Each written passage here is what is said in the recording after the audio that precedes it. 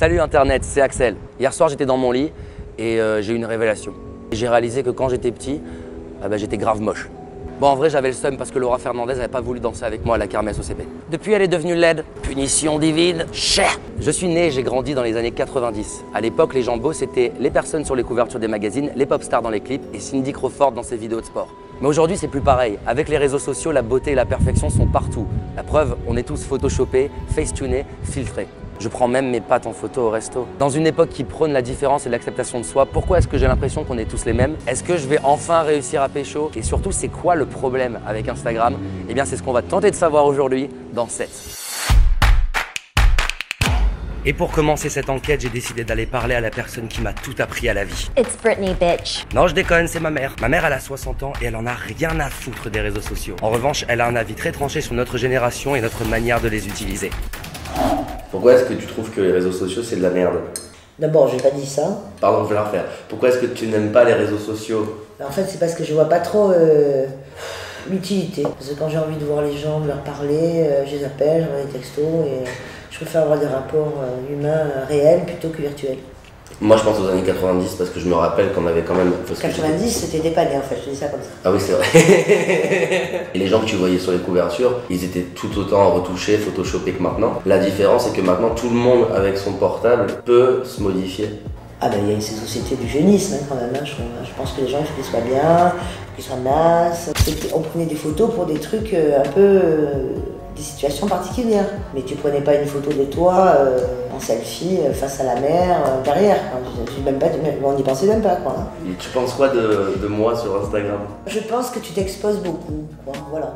C'est quoi l'intérêt de te photographier torse nu, à pas pour monter tes abdos, dans ma chambre, qui plus est? C'est quoi l'intérêt? Mais cette photo je pourrais pas la faire dans mon appart parce que les gens vont se rendre compte que je suis pauvre. Pourquoi tu fais une photo comme ça? Aujourd'hui, on cherche tous à être parfaits et de plus en plus jeunes. C'est ce qu'a tenté de prouver le photographe Ranking en janvier 2019. Il a photographié des adolescents âgés de 10 à 18 ans et il a demandé à ces 15 jeunes de retoucher eux-mêmes leurs photos pour les rendre suffisamment belles pour Instagram. Tous les jeunes qui ont participé à l'expérience ont modifié leur visage, lissé leur peau, rétréci leur nez, agrandi leur regard et éclairci leur teint. Qu'est-ce que c'est l'impact des réseaux sociaux sur l'image qu'on a de nous-mêmes finalement? La philosophie propre aux réseaux sociaux, et disons, je pense évidemment à Facebook et Instagram, c'est une philosophie so amazing. Waouh! La grande majorité des personnes vont finalement petit à petit jouer le jeu d'une mise en scène de soi, disons les choses souvent idéalisées. Les likes, tout ça vont venir confirmer ou infirmer qu'on a le droit d'être sexy, qu'on a le droit de dire ceci, de penser cela. Et c'est terriblement tyrannisant. Tout être humain n'est jamais à la hauteur de tout ça. Est-ce que s'exposer, ça rend heureux? J'ai pu le remarquer chez certaines personnes très timides, qui vont oser. Même des photos peut-être un peu provoquent. C'est comme Nadine de la Conta qui parle jamais et puis d'un coup au pot de départ elle est complètement on fire. Le regard des autres peut avoir un effet, pas forcément rendant heureux, mais va pouvoir rassurer. Et maintenant les enfants, on va jouer à un jeu tous ensemble. Chantal Goya. Vous avez 5 secondes pour repérer l'élément bizarre qui se trouve sur cette photo. À vous la régie. Stop, stop, stop, c'est fini. Lindsay Lohan sur cette photo a voulu se rajouter des formes au niveau du postérieur. Sauf qu'en plus d'augmenter son boule, elle a amené le mur avec. En même temps, c'est Lindsay Lohan, faut pas trop chercher à comprendre. Cette retouche ratée a été faite grâce à l'application Facetune, une application de retouche photo disponible sur mobile. Selon certains spécialistes, cette plateforme particulièrement utilisée par les jeunes et les influenceurs pourrait créer des complexes et des troubles mentaux. Il y a même des parents qui retouchent les photos de leurs enfants là-dessus. On vit dans un monde de merde. Pourquoi êtes-vous aussi corrompus? Éducation de merde, putain! En gros, si on retouche nos corps et nos visages sur Instagram, c'est avant tout pour plaire aux autres. C'est ce que nous a expliqué Bailey Parnell dans cet entretien exclusif qu'elle nous a accordé. Non, c'est complètement faux. Elle n'a pas du tout répondu à mes mails, du coup ce sera une interview sur YouTube. Voilà. We are constantly comparing ourselves to others. And yes, this was happening before social media with TV and celebrity, but now it's happening all the time, and it's directly linked to you. In social media, these likes, the comments, the shares, they've become this form of social currency by which we attribute value to something. And when you give something a like or a piece of that finite attention, it becomes a recorded transaction attributing value.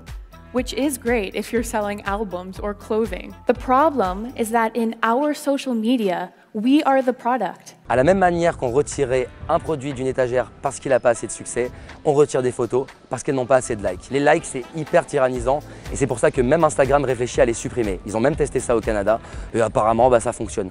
En même temps, j'ai pas de potes au Canada donc je sais pas comment on fait pour savoir si ça fonctionne.